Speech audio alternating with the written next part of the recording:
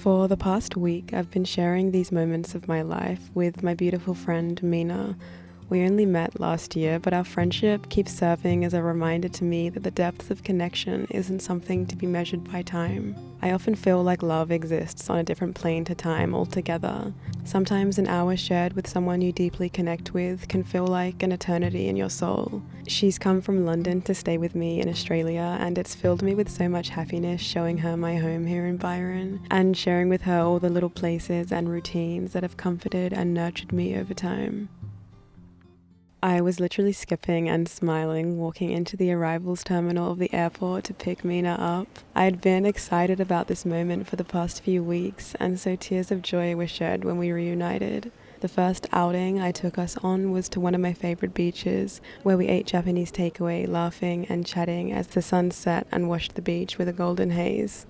I instantly felt like I was on holiday when Mina arrived. I could feel myself softening and unclenching, easing into presence, which was such a refreshing feeling because the past few weeks had me feeling a little burnt out after filling my plate with busy work days. As always, there are seasons and chapters for everything in life. I felt like I had closed a chapter of hustle and solitude and stepped into a chapter of presence and connection.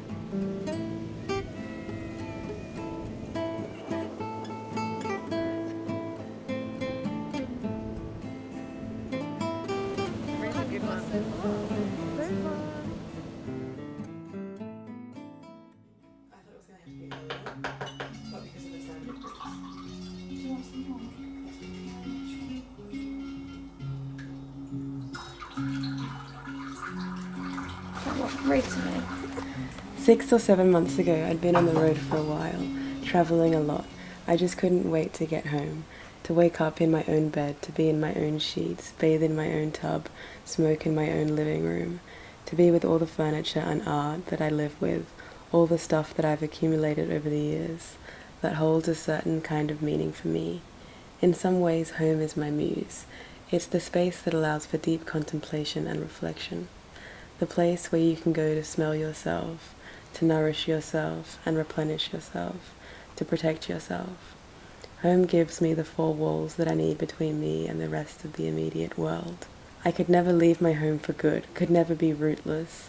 I can go out on the limb quite far, but I have to have some place to scurry back to make a nest of the ideas and pieces of material that I've acquired out there, to sink into. As a visual artist, there are times I must leave. I have to travel, but I need to get home to be able to understand what I've seen out there.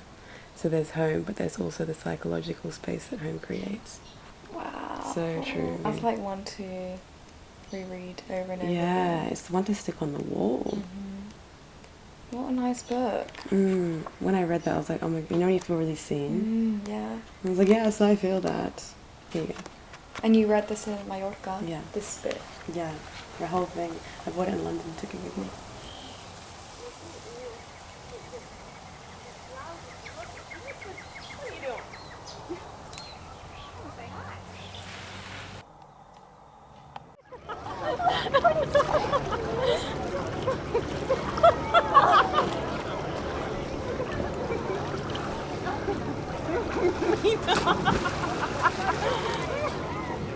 I was knitting once on this bus in where was I? In Athens. I was getting the bus from the airport, to my Airbnb, and it was early in the morning, and the light.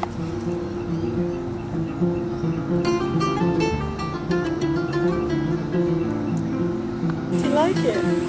I love it. I'll colour it in.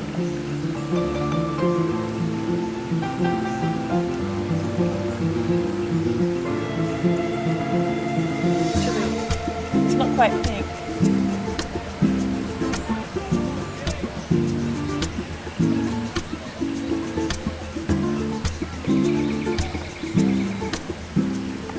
I've been trying to incorporate more sketches into my journals because I feel like they just capture the moment in such an expressive and special way.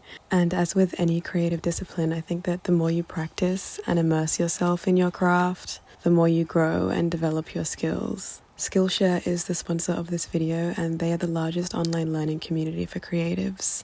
They offer thousands of classes led by industry experts across different creative practices like drawing, illustration, photography, film, and so much more. I really want to learn more about different techniques and sketching practices, so I've been taking a class on Skillshare about sketching realistic landscapes. If you also want to try out Skillshare, the first 500 people to use the link in my description will receive a month's free trial. Thank you to Skillshare for sponsoring this video and helping my creativity bloom.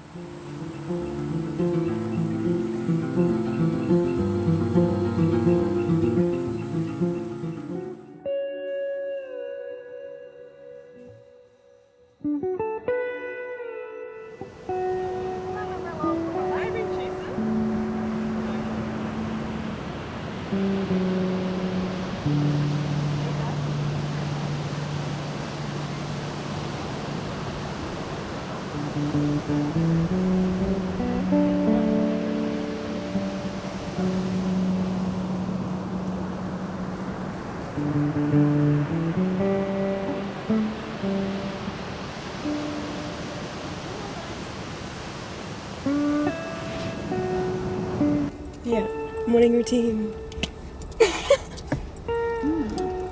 Smells very fresh. I want to feel fresh. Yes. So we finished at the beach, and now we're gonna go get a matcha. Yes. And then walk? And then walk. I need to finish my routine first. Yes. I'm up to body care now. Oh wow. Yes. Cam getting ready for the big day. Ooh. Give me one reason to stay here. And I'll turn right back around. Yeah, I might take away my...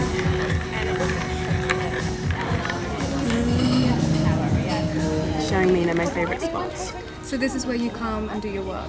Yeah, I can't Laptop remember. work?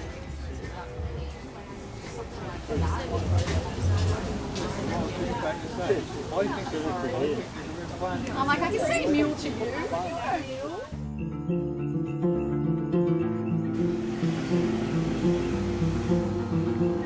Looking at sketchbooks, and I want to buy some watercolor paper. I do need a new journal, but I bought one of these books before, and the spine fell off. Oh. And they've gone up in price as well. This one. How many more pages do I have for my journal? I've only got this many pages left. And whenever I get towards the end, I'm like, my journal's almost out of pages. And I feel like, do you feel like when you get to the end, like you can't write as much? Yeah. And I hold myself back. I'm like, there's not enough pages. I like this crayon. It's gonna be bright, isn't it? No.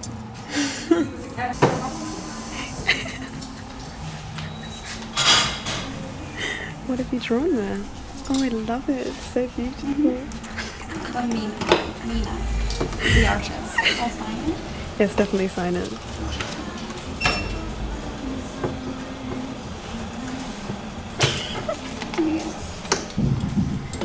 Thank you for coming. That's the 150 GSM? 200. 200 GSM, yeah.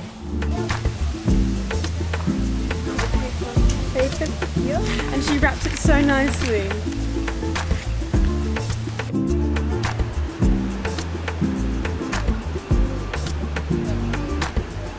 Got some lunch.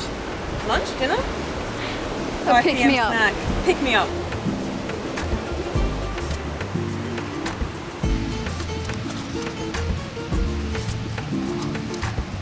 Yum. That looks really good. Dal and rice and a little lasagna. Hey.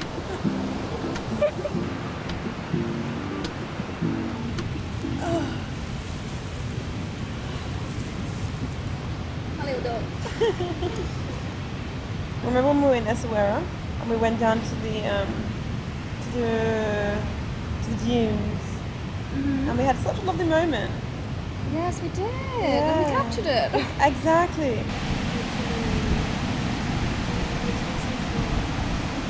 You know, the moments always unfolded. Yeah, I deep it. This is gonna become a memory as well. I know. Page and scrapbook. Piece of writing in the journal. And here is where it all happens. In the moment. Exactly.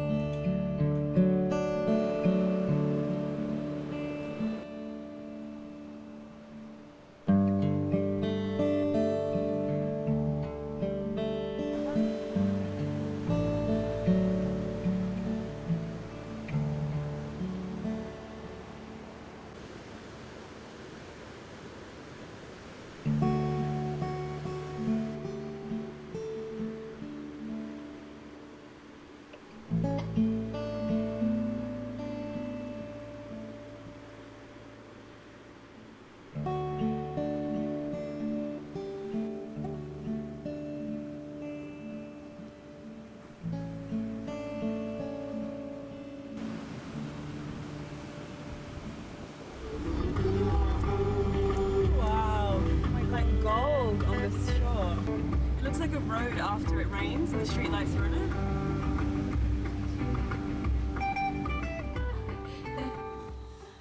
Literally, me reading back on my travel journals last year. That's what I was thinking in the shower. I was like, and the moment is so precious because this is the only time I'm going to be this version of ourselves. I know. No matter if it's a good time or a bad time. Do we still have chocolate buttons? Yeah.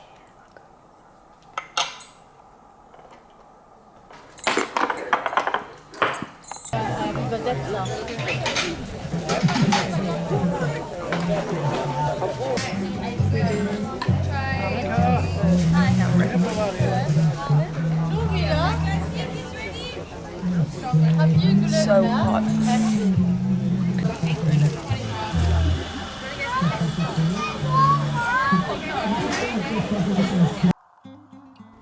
This was one of those days that leave you with a lingering warmth and tenderness long after the day has passed.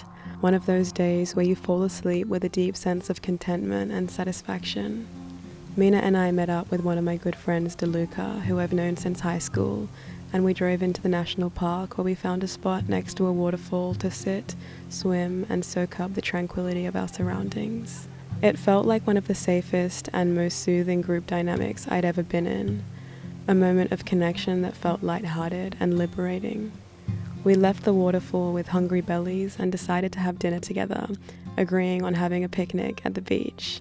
And conveniently, DeLuca had caught a fish the day before, and so we decided on fresh fish and salad for dinner. Our day of nature and tranquility effortlessly flowed into the night.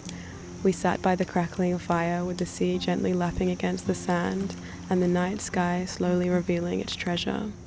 As I lay there in the bliss of a finished meal with two people I love by my side and my feet warmed by the slowly demising fire, time felt infinite.